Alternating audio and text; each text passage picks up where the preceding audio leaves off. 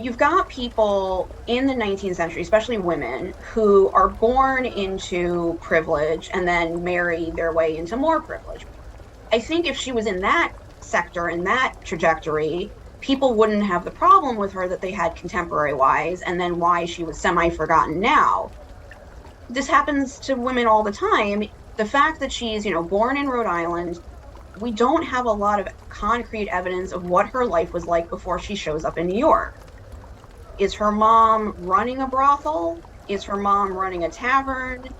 The verbiage is very cloudy because of just 19th century language. Comes to New York as a young woman, becomes an actress, which in the 19th century in New York also has certain ways of coding the term actress. She probably was also a courtesan. We know she becomes Stephen Jumel's mistress. That's recorded. She's already got this sketchy background, so anyone is going to know that.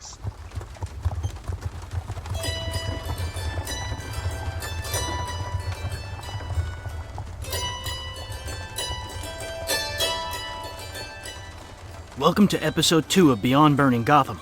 My name is James Scully. These episodes are the history compendium for the preceding Burning Gotham chapters. They'll help paint the picture on what was really going on in 1835. Our characters live in a New York that's rapidly becoming the most important city in the Western world. In this episode, we'll focus on New York immigration, disorder, and the richest woman in America.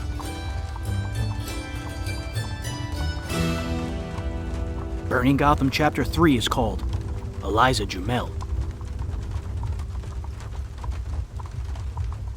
Have you been to see Father? No, and I don't intend to. Mr. Hamilton has advised me against it. You still love him. That doesn't change what he is. A man? A liar, an embezzler, and an atheist. Who among the rich in this city isn't? Well, I'm having my land uptown reappraised. Let's ensure the aqueduct flows past as intended. I had never heard of Morris-Jumel. I had never heard of Eliza Jumel. The house just seemed really interesting when I applied for the job.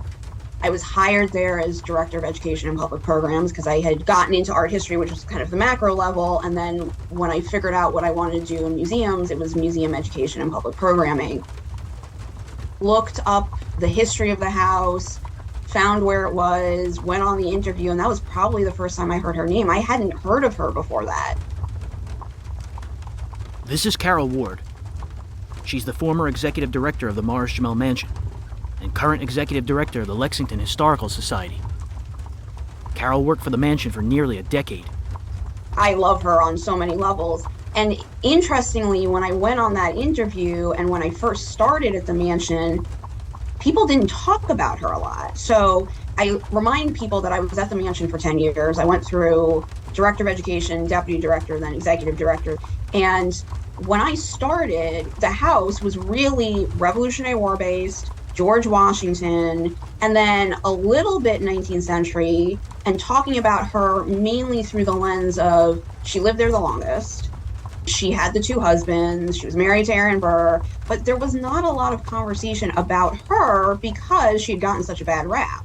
And so a lot of people didn't want to talk about her mysterious past. Did she potentially kill her first husband?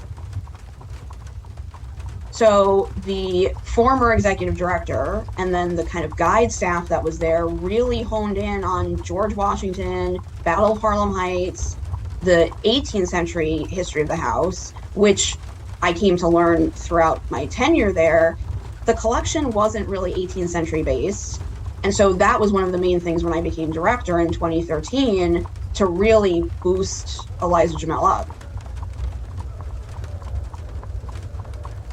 The mansion is located at 65 Jumel Terrace, near St. Nicholas Avenue and 160th Street, in Washington Heights, Manhattan. It was built in 1765 by Roger Morris, but its most famous owner lived in the house during the first half of the 19th century. Her name was Eliza Bowen Jumel. The daughter of a sailor, she was born in Providence, Rhode Island, on April 2nd, 1775. Her early childhood was spent living in brothels and workhouses. Her father died in 1786.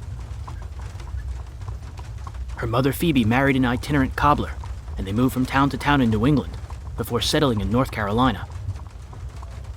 But her mother and stepfather died in a yellow fever epidemic in 1798. At 23, Eliza moved to New York, finding work in the theater. It was there she met New York's wealthiest men.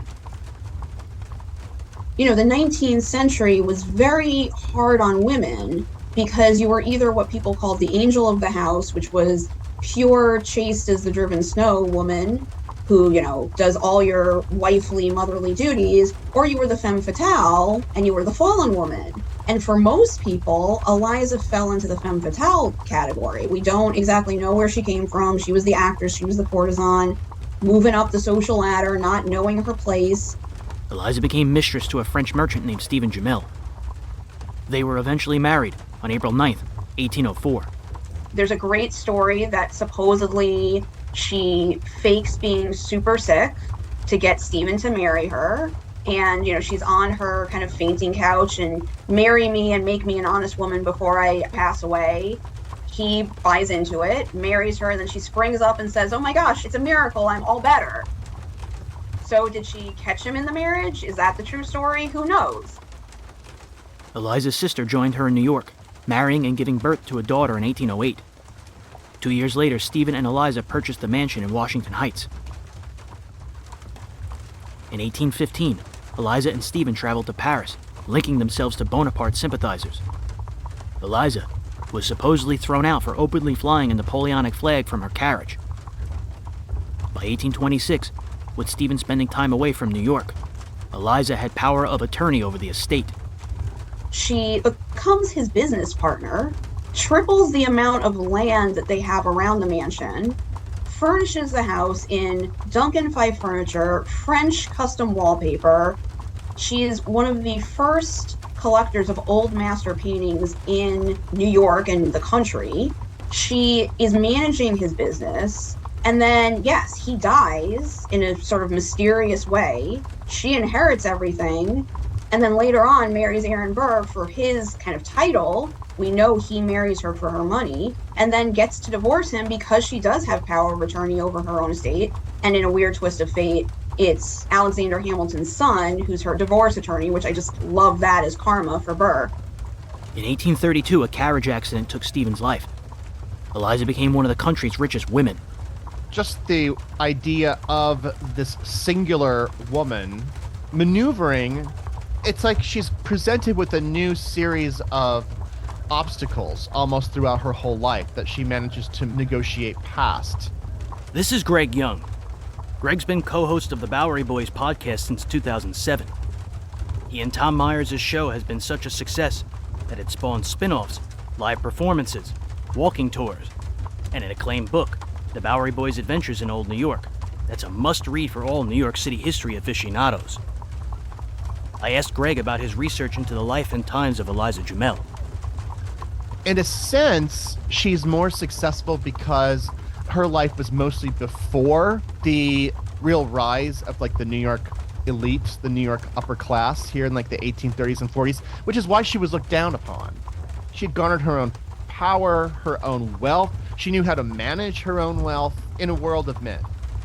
You do have women by the 1830s and 40s, they're negotiating their own path, but it's in this idea of like social class and wealth. It's very role-based. I mean, those women also had power, and they negotiated and used the tools that they had to kind of keep ahead. But you see why they look down on someone like Eliza Jumel, who had a very tragic past. I mean, what's really interesting, actually, is this whole debate about, well, was she, like, a prostitute? Those rumors vexed her whole life as a way to tarnish her, but she did grow up in a brothel. I don't think it's been, like, proven that this is what her life was at this time, but it kind of didn't matter because by the time of the start of the 19th century, these were rumors that circulated about her. And by the way, like, she's the example that we know because she was married to Aaron Burr, because she did sort of distinguish herself, and her house is preserved. So we get to look at her story and find it more fascinating. But there were a lot of women during this period that kind of forged their own path because they had to, out of necessity. It's very hard to be a woman without means. If you don't have means, then you better have the smarts to be able to use your position, use your wiles, use your sex, use your ingenuity, use your charm. You have to use all of these different things to come out ahead, or else you're going to end up in the poorhouse because there are no social services. So, I mean, it's a truly dire situation, and incredible to think that Eliza Jumel, ruled the roost and was a genius financial whiz at this time, and, sort of ruled an area of town that was really sparsely developed. Also, she kind of had her own kingdom. She married Aaron Burr in 1833 in the parlor of the mansion. They separated when she found out Burr was not only cheating, but spending her fortune on reckless business deals. And even though, again, she would be in those parties with the Astors and with the Hamiltons and all that, she wanted to be invited to everyone's party, wanted to be accepted by that society, right? We all want to be accepted by the powers that be, and she's climbed up the ladder, she's got this money, she's got this power with both Stephen Jumel and with Aaron Burr, and I think people probably snubbed her at those parties. People probably were like, well, we want to come to the party at the Jumel Mansion because it's got all this amazing furniture and art, and she throws these cool parties, and they're not going to talk to her when they get there. Look outside the carriage, Aaron. Rags and riches together. Memories are short in New York. If you don't make a fortune, someone else will. And that person will do so with a more positive attitude. One of the great stories that I tell about Eliza is there's a 12 years a slave connection to the mansion because Eliza also had a house up in Saratoga Springs. Solomon Northrup's wife, Anne, was a chef actually in, I believe it was a hotel in Saratoga Springs. Eliza knew her through the connection in Saratoga. And when Solomon was kidnapped back into slavery in the South, Eliza basically took Anne and the family in at the mansion, and Anne became her chef at the mansion. So it's things like that where you're like, okay, she's really kind of giving and caring and all that. But she was really interested in money. She was a land baron. She bought parcels of land in Lower Manhattan to make sure that she controlled as much land as possible. She did have herself painted to look younger, as most people did back then. She took care of her niece. She had a huge relationship with both her grandchildren, and the big painting that's in the front foyer of the mansion is her with her two grandchildren. She took them on the grand tour.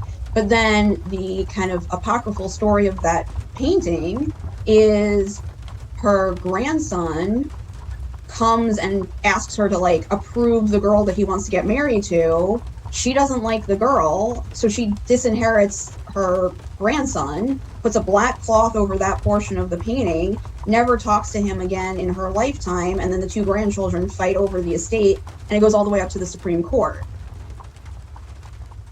By 1835, Eliza was 60, still considered beautiful, and begrudgingly accepted as one of the shrewdest people in New York. We'll have to stop the story here, though. Eliza wouldn't want us to give too much away just yet. The mansion? It's very much open to the public. For more info on visiting hours and programming, go to Morris-Jumel.org. I'll have a link in the show notes. Incidentally, if you really like Eliza, well, there's a rumor that her ghost still frequents the mansion. We'll have some of those stories in the Patreon feed at patreon.com/Burning Gotham. Ah, Madame Jumel! Lorenzo! I am famished! You'll have to run the steer by the table. I'll just rip off what I want.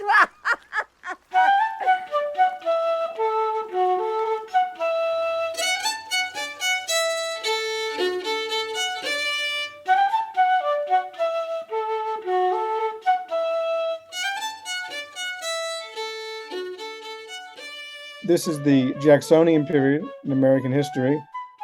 You have really the growth of this sort of working class, by your bootstraps sort of people who really had to fight for their rights because New York still was somewhat of a patrician city how it was run.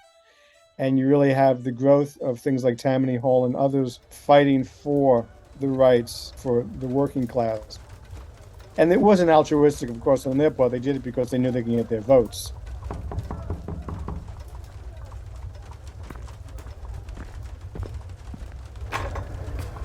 Where have you been for 5 hours? You left me with those banshees. I've been to the docks. The diamonds will be late. What? How late? I don't know. The news is from March 27th. They're aboard the USS Constitution, and get this, Minister Livingston is on board too. That man is a thorn in the side of free commerce. This is Daniel Levy. You have all this immigration coming in, which is creating this period of tension between the nativists, which are those we here first, which were generally the British and Scottish who had settled here beforehand, and the Irish immigrants and others, and you have Germans and Italians who were coming in. And they were flowing into this area, and this created lots of tension between the immigrants and the nativists, but also between the sort of haves and the have-nots. If you're listening to this episode, you'd be a fan of Daniel's book, Manhattan Phoenix, The Great Fire of 1835 and the Emergence of Modern New York. You have areas like the Five Points, which is developing and becoming very crowded. Five Points is where Chinatown is now. It was called the Five Points because you have actually 5 different streets that met up at this point and created 5 different points. It was quite poor. There were lots of immigrants there. You have blacks, you have Irish, a lot of poverty. You have a lot of industry in the area too. And it was very unappealing area because it was actually built above a pond called the Collect and marshes, because they had drained this area to try to develop it. But you still had water flowing underground. It was unhealthy. You have lots of, just fumes, what have you, from rotting vegetables. So it wasn't really the most eligible area for people to move to. He and Glen Umberger are great at visualizing the experience of walking around Manhattan in 1835. It's also helpful to remember at this time, or even now, Manhattan is an island. In 1830s, Manhattan was even smaller than it is today because of subsequent landfills over the last 200 years. Taking a walk along Pearl Street in the 1830s, you're really packed in like sardines. And it's not just, people traffic, it's horses, very congested, very crowded. Not a lot of personal space to maneuver around. You're right there almost on the East River itself. So ships coming in. It was an era of discontent. There were cholera epidemics, union strikes, and violent riots. It's almost like there is no law. There are social norms that are happening, but the law is certainly protecting those in the kind of upper spheres of these places. And it's not that there aren't well-meaning people who want there to be a law-abiding force, but the city's about to grow too quickly. It's about to become untethered, and it's going to be that way for decades. And that's what's interesting is when you see something, especially in the 1830s and 40s, where they have no idea what's coming. And you can just thank them for developing these things like the Croton Aqueduct, which of course then they had to kind of rebuild in the 90s because it was inadequate. But imagine if they dragged their feet any further. I mean, in a way, the Great Fire was a blessing in disguise because that really forced their hand. I mean, they had already voted on it. This was like, oh no, we actually need to get serious about this. This is a top priority, building this, because let's not even talk about cholera and all the other diseases that are spreading because there's no proper water source. It's just fascinating looking back at this era and seeing that what they're dealing with is no city is dealing with the same kind of pressures and crises. And little do they know that they're all about to get worse exponentially throughout the rest of the century. Speak for yourself, Lawrence! It's your tampering policies that are causing all the union strife! And you should be in Albany, Lee! Oh, please, Clark. Please, Clark. It's the global trade union that's causing all the agitation. Don't be surprised if the stonecutters are back on strike soon. What do you think John Jacob Astor will say to that? It was the stonecutter riot. People were worrying about their work being taken away. These were stonecutters who were upset when they realized NYU, New York University, started building its campus on Washington Square. You have main building, which was going up on the east side of the square, and the fellow who was supplying the stone, instead of hiring stonecutters from New York, decided to do it more cheaply and get prison labor from up at Sing Sing. And the stonecutters were quite upset, and they marched up and they damaged his yard and what have you. You see some early signs of this sort of Irish nativist tension going on.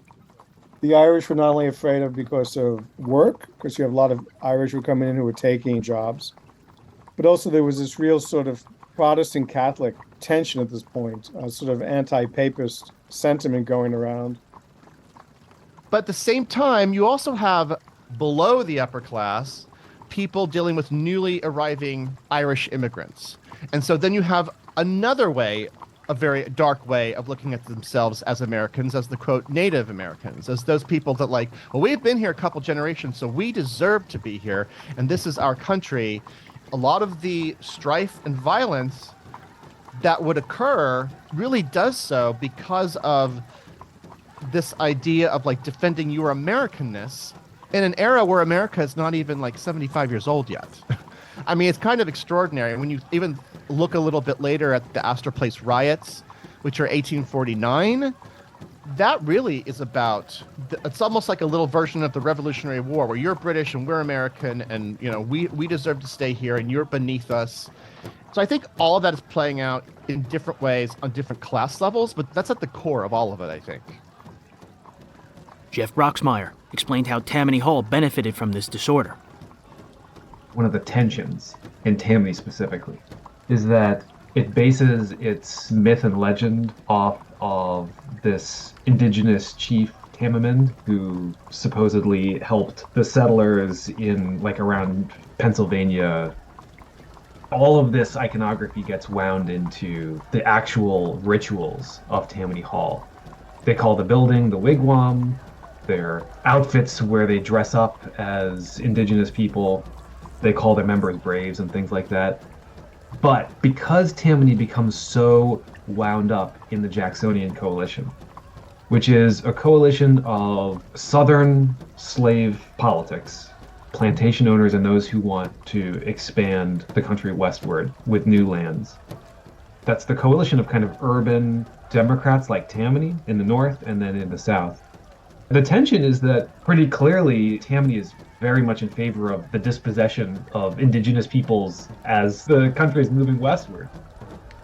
And so they've adopted all of these accoutrements of indigeneity, but they're in favor of indigenous dispossession, and also very much in favor of the advance of slavery.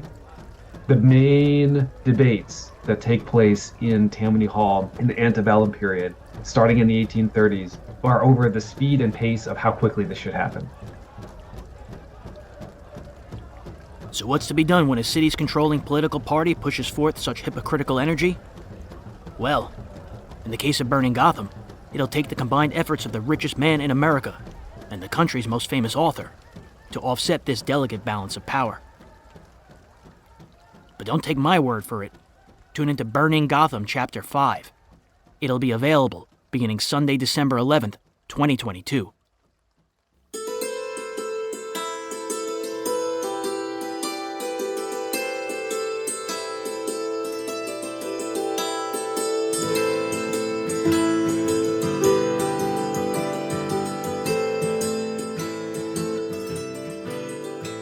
Thank you for tuning into Episode 2 of Beyond Burning Gotham.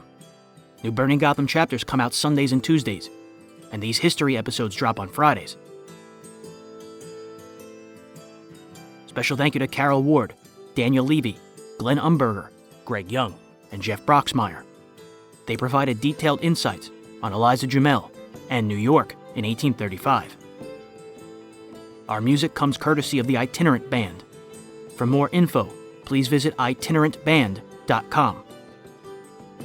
To support the show for as little as $2 a month, please go to patreon.com/burninggotham.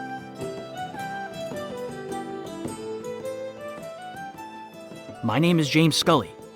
This has been Episode 2 of Beyond Burning Gotham, and I'll catch you on the flip side. Thank you very much.